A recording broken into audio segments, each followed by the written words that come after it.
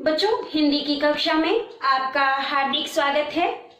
आज हम पढ़ेंगे शब्द रचना, है ना। बच्चों, रचना की दृष्टि से शब्दों को दो वर्गों में बांटा गया है ना। पहला है मूल शब्द और दूसरा है व्युत्पन्न शब्द। अब सबसे पहले आप समझ लीजिए कि मूल शब्द किसे कहते हैं और व्युत्पन्न शब्द किसे कहते हैं। बच्चों, मूल शब्द को विभक्त नहीं किया जा सकता, अर्थात बांटा नहीं जा सकता, यानी कि ये बिना उपसर्ग या प्रत्यय के होते हैं। जैसे एक, बूढ़ा, श्रम इत्यादि इत्यादि। इनको अगर हम बांटना चाहें तो क्या इन शब्दों के टुकड़े हो सकते हैं? नहीं। अगर इन्हें बांटेंगे ये तो क्या होगा, दो वर्णों में बदल जाएंगे या निरर्थक शब्दों में बदल जाएंगे। ठीक है। अब दूसरा है व्युत्पन्न शब्द। बच्चों, व्युत्पन्न शब्द मूल शब्द के साथ उपसर्ग या प्रत्यय या दोनों लगाकर बनते हैं। जैसे प्रति जोड़ एक, प्रत्येक, अन जोड़ आदर, अनादर, मानव जोड़ता, मानवता, बूढ़ा जोड़ आपा, बुढ़ापा, या फिर अ जोड़ विश्वास जोड़ ई, अविश्वासी, अप जोड़ मान जोड़ इत, अपमानित, है ना। तो बच्चों, आपने जाना कि मूल शब्दों से नए नए शब्द बनाने की प्रक्रिया को शब्द रचना या शब्द निर्माण की प्रक्रिया कहते हैं। बच्चों, शब्द निर्माण प्रक्रिया तीन प्रकार से होती है। पहला है उपसर्गों की सहायता से, दूसरा है प्रत्ययों की सहायता से और तीसरा है समास के द्वारा। तो बच्चों, आज हम उपसर्गों की सहायता से अर्थात उपसर्ग की सहायता से शब्दों के निर्माण के बारे में पढ़ेंगे। तो आइए पढ़ते हैं, क्या है उपसर्ग, जिसे अंग्रेजी में प्रीफिक्स कहते हैं। प्री का अर्थ होता है पहले और फिक्स का अर्थ होता है लगना, मतलब जो पहले लगे। तो अब प्रश्न उठता है कि किस चीज के पहले। बच्चों, उपसर्ग किसी मूल शब्द के पहले लगता है ना। अब दूसरा प्रश्न उठता है कि क्या यह शब्द होता है जो किसी शब्द के पहले लगता है? तो ऐसी बात नहीं है। दरअसल उपसर्ग शब्दांश है जो किसी शब्द के पहले लगकर उसके अर्थ को बदल देते हैं, है ना। यानी ये शब्दांश है, शब्द के पहले लगते हैं और शब्द के अर्थ को बदल देते हैं। तो आइए इसकी परिभाषा को समझ लें। तो ऐसे शब्दांश जो किसी मूल शब्द के पहले लगकर उसके अर्थ को बदल देते हैं वे उपसर्ग कहलाते हैं, है ना। जैसे स्वदेश, स्व उपसर्ग लगाकर हम देश शब्द से नया शब्द स्वदेश बना सकते हैं, है ना। प्रतिकार, प्रति उपसर्ग से कार मूल शब्द को जोड़े अगर हम तो नया शब्द बना सकते हैं। अर्थात क्या हम सभी शब्दांश को उपसर्ग कह सकते हैं? कदाचित नहीं। हम सभी शब्दांश को उपसर्ग नहीं कह सकते। शब्द के पहले लगने के कारण ही ये प्रीफिक्स या उपसर्ग कहलाते हैं। इसीलिए ये हमेशा मूल शब्द के पहले लगते हैं। तो अब प्रश्न है कि क्या ये शब्दांश एक ही तरह के होते हैं या इनमें भिन्नता है? इसके लिए हम उपसर्ग के प्रकार को पढ़ेंगे, है ना। उपसर्ग के प्रकार में पहला प्रकार है संस्कृत के उपसर्ग। इसमें संस्कृत भाषा से आए हुए उपसर्गों से संस्कृत के शब्दों का निर्माण होता है जो हिंदी में प्रयोग होते हैं। तो आइए देखते हैं संस्कृत के उपसर्ग कौन कौन से हैं। संस्कृत के उपसर्ग: अंतर उपसर्ग से बना शब्द अंतरात्मा, अंतर्राष्ट्रीय, अंतर्मुखी।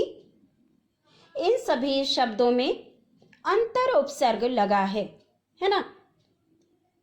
अ उपसर्ग से बना शब्द है अन्याय, अखंड, अज्ञान। अति उपसर्ग से बना शब्द है अतिरिक्त, अत्याचार, अत्यधिक। उसी प्रकार अधि उपसर्ग से बना शब्द है अधिनायक, अधिकार, अध्यक्ष। अन उपसर्ग से बना शब्द है अनादर, अनेक, अनार्य। ये सभी संस्कृत के शब्द हैं। अनु उपसर्ग से बना शब्द है अनुवाद, अनुक्रम, अनुस्वार। अप उपसर्ग से बना शब्द अपयश, अपकार, अपमान।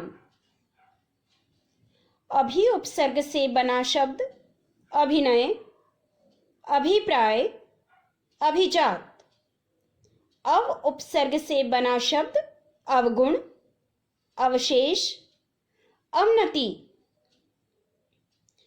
आ उपसर्ग से बना आगमन, आजीवन, आचरण। बच्चों आप देख रहे हैं ये सभी संस्कृत उपसर्ग से बने संस्कृत शब्द ही हैं। उत उपसर्ग से बना उत्तम, उद्घाटन, उद्योग, उन्नति। कु उपसर्ग से बना कुमार्ग, कुपात्र, कुचाल। चिर उपसर्ग से बना चिरकुमार, चिरंजीव, चिरस्मरणीय। दुर उपसर्ग से बना दुर्गुण, दुर्घटना, दुस्साहस। नि उपसर्ग से बना शब्द है निडर, निकाज, निकम्मा। परा उपसर्ग से बना पराजय, पराधीन, परामर्श। निर उपसर्ग से बना निर्मल, निर्बल, निस्संदेह, निष्काम। ये निस या निरुपसर्ग बोले। प्रउपसर्ग से बना प्रगति, प्रमाण, प्रबल। प्रति उपसर्ग से बना शब्द है प्रतिवर्ष, प्रतिदिन, प्रतिक्रिया। वि उपसर्ग से बना शब्द है विदेश, विजय, विज्ञान। सम उपसर्ग से बना शब्द है संगति, संदेश, सम्मान। स उपसर्ग से बना सजीव, सपरिवार, सफल। सु उपसर्ग से बना शब्द सुगम, सुमति, सुयश। स्व उपसर्ग से बना शब्द स्वदेश, स्वतंत्र, स्वराज। बच्चों आपने देखा ये सभी संस्कृत उपसर्ग से ही बने शब्द हैं और इनका प्रयोग उसी रूप में हिंदी में किया जाता है। दूसरा है हिंदी के उपसर्ग। बच्चों ये हिंदी के शब्दांश होते हैं जो हिंदी के उपसर्ग कहलाते हैं।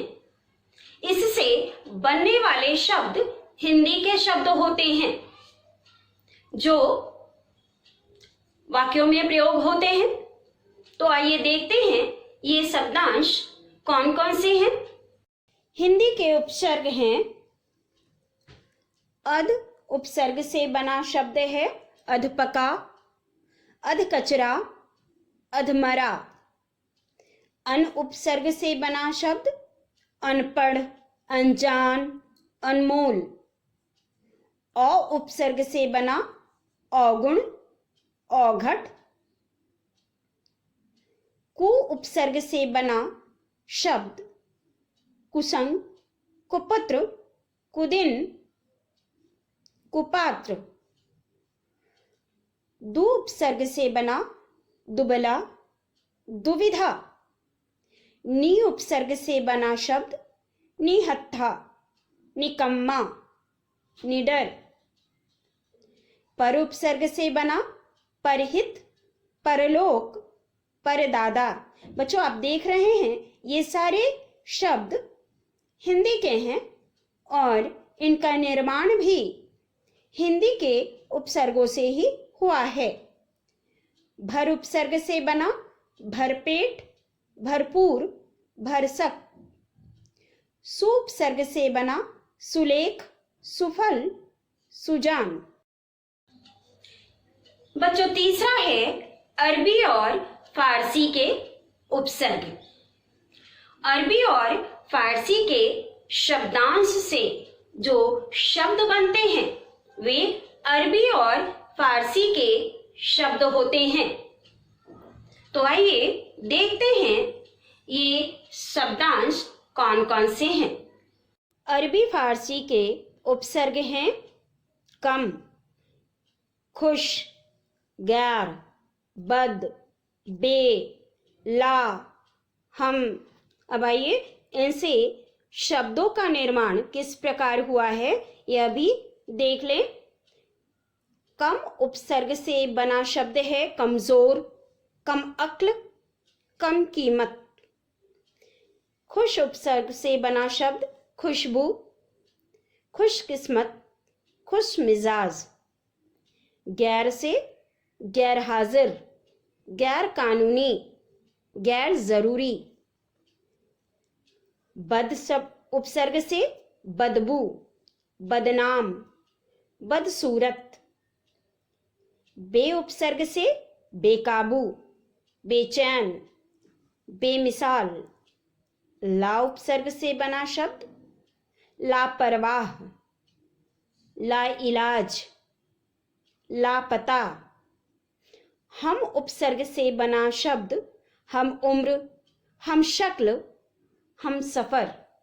बच्चों आपने देखा ये सभी शब्द अरबी फारसी के ही हैं और इनके उपसर्ग भी अरबी फारसी के ही हैं।